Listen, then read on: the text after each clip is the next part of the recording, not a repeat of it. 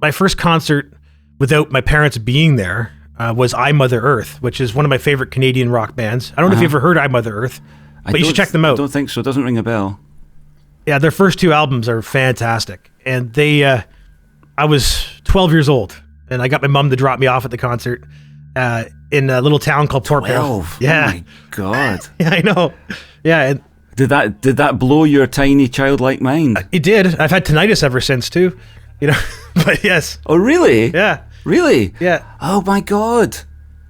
I know. Is that, and you can trace it to that? Oh, I remember the wake. Like I remember after the concert, me and my mom dropped me and three of my other friends off at the show. And after the show, we were all yelling at each other because we couldn't talk at normal volumes. Yeah. My mom's laughing, going like, "Oh, you'll be fine. A couple of days, your ears will be back to normal." And I remember the next day, my ears were still ringing. I said to my dad, I said, "When does this ringing go away?" And he goes, "I don't know. I got terrible ringing ears. Hopefully it goes away." And oh no, it died down a bit. It wasn't nearly as audible like 3 or 4 days later. But I remember coming home from school like a week later and going to the bathroom, in a quiet house. And my parents weren't home from work, and I remember sit down to the bathroom, and when I was in the bathroom in solitude, I could hear it still.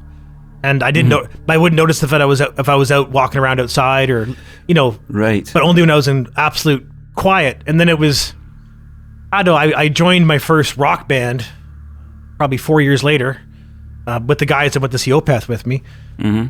And I remember jamming, and we would jam for hours and hours with our earplugs out. We didn't have earplugs. We didn't want to wear earplugs, and I remember like the ringing would come back, and it started to get louder, And I remember noticing it not just in quiet moments. I would notice it, when I was outside or when I was, and again, I didn't do anything about it. I tried to wear earplugs here and there, and it never.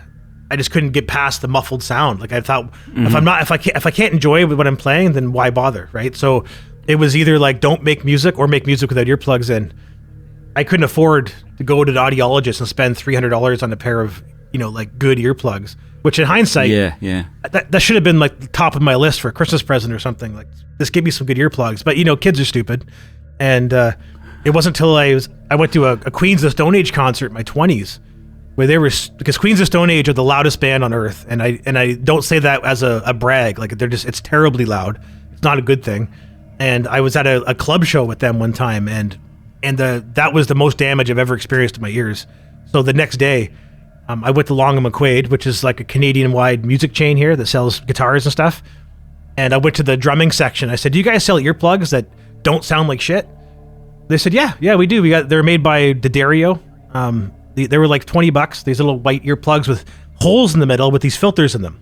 Right. And I brought them home, put them in my ears, and instead of bringing down the sound by like 25 decibels, like normal like foam earplugs, they only do like 18 decibels, but that's attenuated volume. Right, so it's still not as good as hearing through your raw ears, but it's miles beyond foam earplugs, and that became like I do not jam without those earplugs in anymore. I don't go to concerts without those earplugs. I keep them in my car, I keep them in my suitcase. I got them all over the house, because I can't survive without them. Like there's probably 3 pairs within arm's reach here right now. Right, and because of that. And when I go to concerts, if I bring friends with me, I'll say like, "Hey, I'll bring earplugs for them." And they're like, "I don't want earplugs." And usually about 2 songs in, they're like, "Hey, can I get those earplugs from you?" and they almost always lose them too, which drives me nuts. Like I always lose a pair of earplugs because of some asshole friend because doesn't appreciate the fact that I brought them. I paid $20 for them, or whatever. Yeah. They'll be like, they'll hand me back one earplug, and I'm like, "Where's the other one?" "Oh, it's on the floor somewhere." I'm like, you didn't pick it up? But anyway, I don't want to. Yeah.